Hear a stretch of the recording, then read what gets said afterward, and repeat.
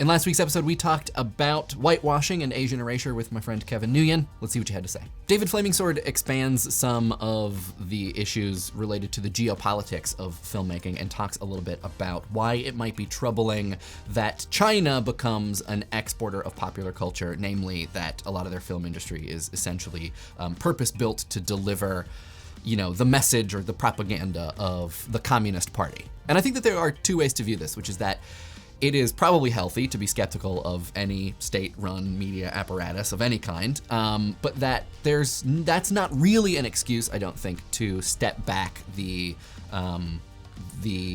pursuit of diverse casting in American films. To the point of Doctor Strange, though, and The Ancient One, which a lot of people brought up in the comments, I think this is maybe like a good example of how not to handle things. A lot of people pointed out that since The Ancient One is canonically Tibetan, if they were to cast that character as a Tibetan character, then the film would be banned in China. And I think the source of this, as far as I could tell, were some comments that were made by the screenwriter. And since then, the screenwriter has actually walked back his comments. He has said that he shouldn't have said anything about it and that, he was sort of talking outside of his pay grade. That doesn't necessarily mean that he's wrong, but I think that it's important to note that, maybe what he said was said in the heat of some moment. Either way, it is unfortunate that it even makes sense that a movie could be banned in China because of a Tibetan character.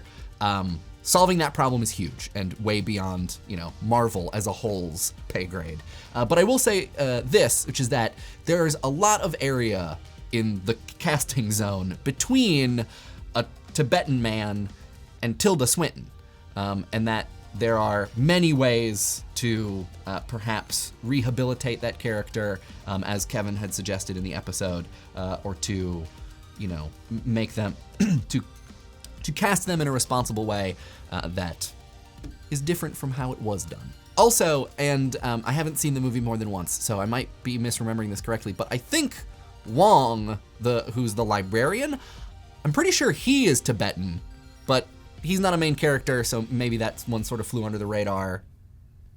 Just saying, though.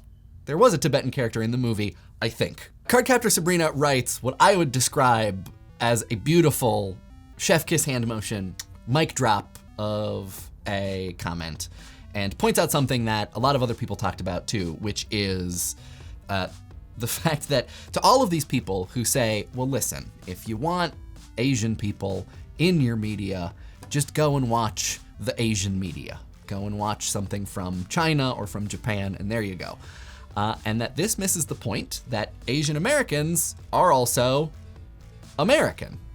And that while Europe is largely been associated with white people, there is in fact a massively diverse population of people, and growingly so, in the West, who is not represented in media made by their home country, which is wildly disappointing. And as Cardcaptorsabrina and a bunch of other people point out, it's not just frustrating, it makes it feel like you're not even a participant in your own culture, which is just heartbreaking. It's heartbreaking. Dylan Maloney and Insanio take issue with Kevin's idea that Iron Fist should have been played by an Asian character, or should have been Asian in the first place, rather. And Dylan Maloney's reasoning for this is that we can agree that it is bad that canonically Asian characters are being cast and played by Caucasian actors, but that it seems then hypocritical to say a canonically Caucasian character should have their race switched to be Asian, and that those two things are incompatible. But I would say that they are compatible, because what we are talking about is not just whitewashing and the changing of a character's race from source material to adaptation.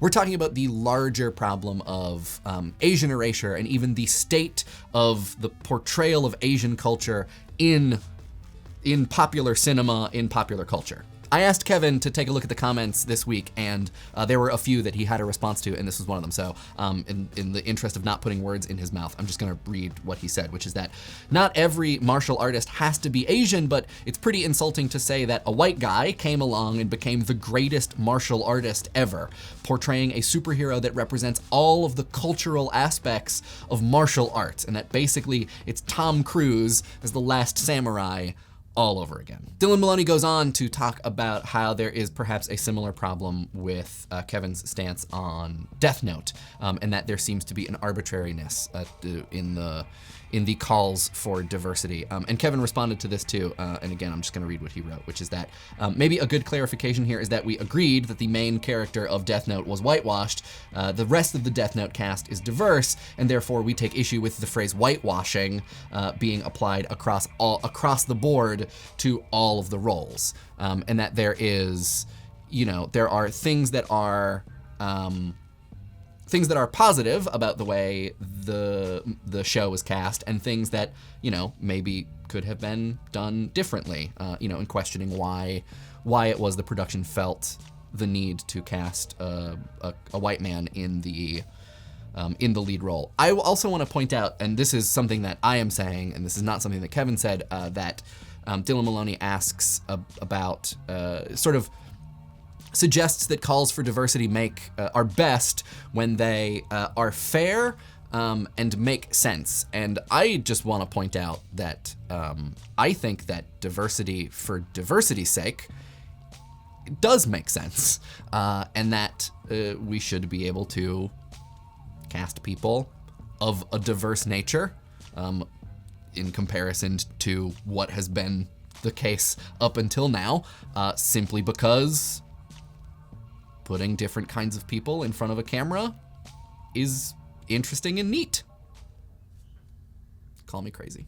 XXXPLANTACION _ and a bunch of other people pointed out that there are some flaws in the idea that you should cast an Asian actor to portray a live action version of an anime or manga character, because anime and manga characters are not Asian and do not have Asian features.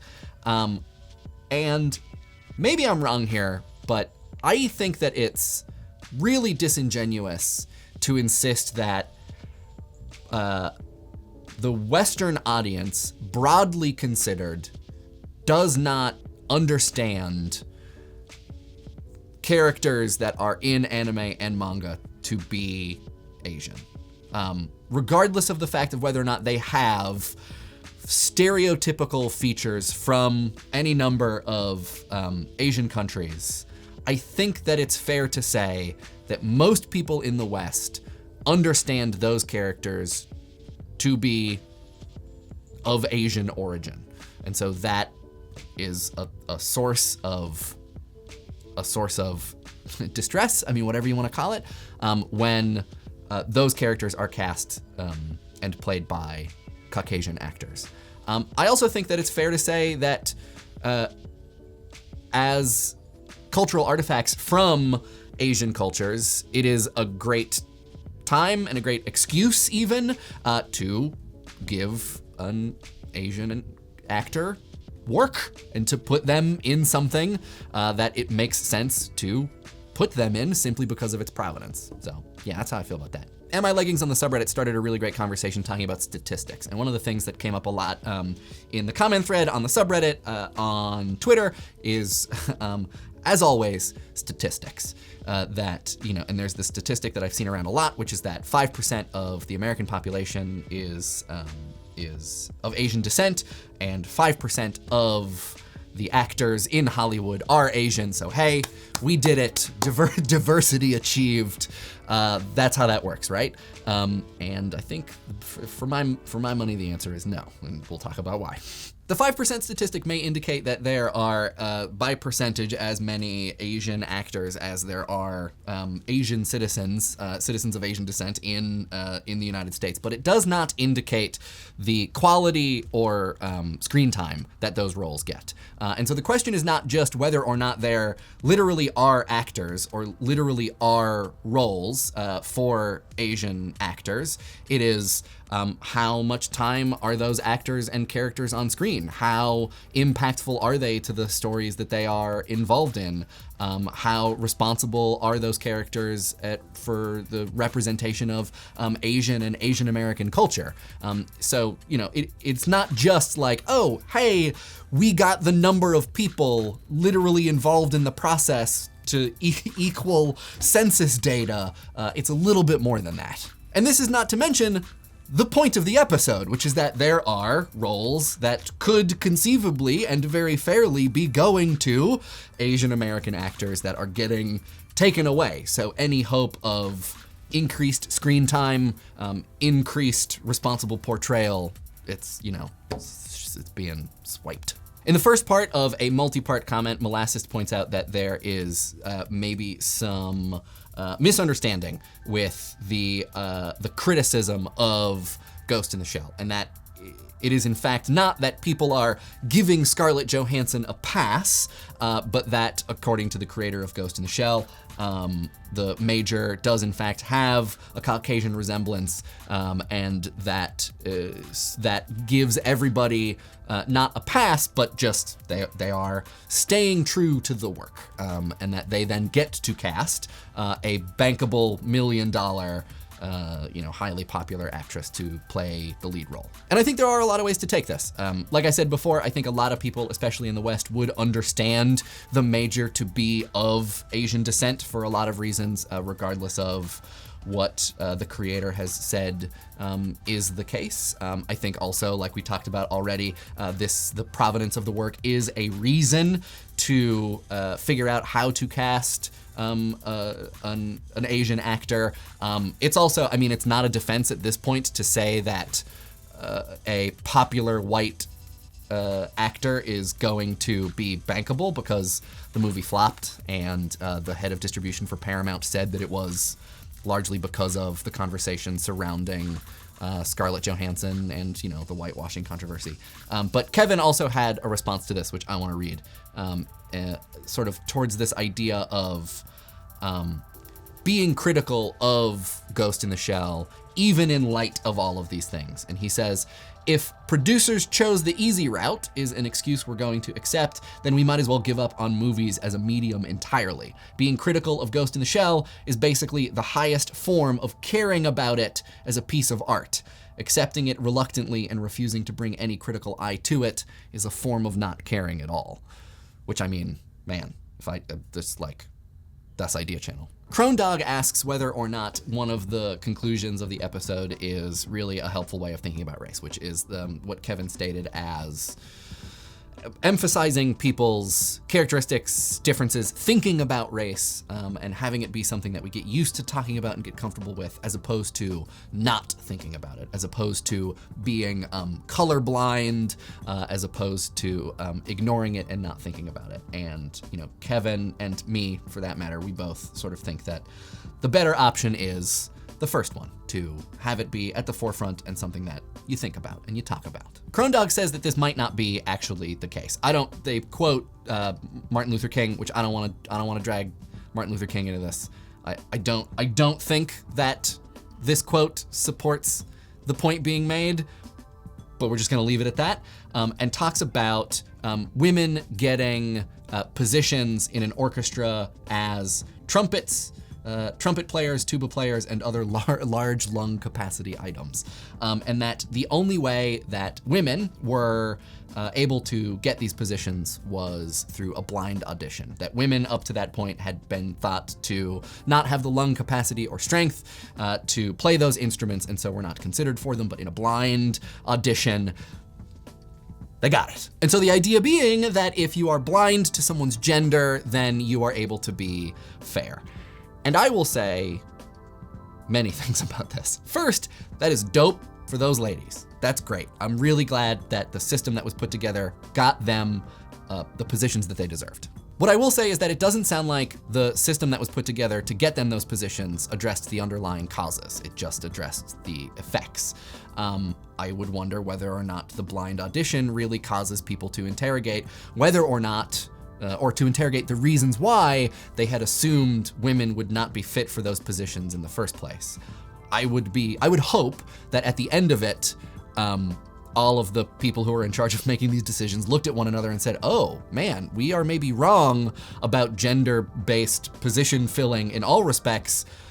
Get rid of the blind audition thing. We just know that we should be auditioning as many people of as many different types as possible for every position. The point being that the blind audition process doesn't address the underlying causes that have maybe encouraged people to make the decisions the way that they had up until that point. You know, like sexism is not just the things on the surface, it's all of the beliefs and understandings that cause those things on the surface to happen. The second thing I will say is that I think a blindness to someone's race or someone's gender sort of denies the nature of what it is to be a person. That like those ladies who got cast are still ladies. They still have a gender, and that's really important. And people will celebrate their getting those positions as a win because of their gender. To say that a blindness to these things is what is necessary in order for us to progress, I think is to deny the experience of people, of humans, and what they are, their heritage, where they come from, and that I recognize that it is incredibly, incredibly difficult to be understanding and empathetic of the vast array of perspectives that exist in the world and the vast differences that give rise to those perspectives. But I think that when you try to reduce people, even in these minuscule ways, you know, getting them seemingly minuscule, getting them a position in the orchestra, you sort of, when you diminish them to all being alike, you kind of deny what is true about being human.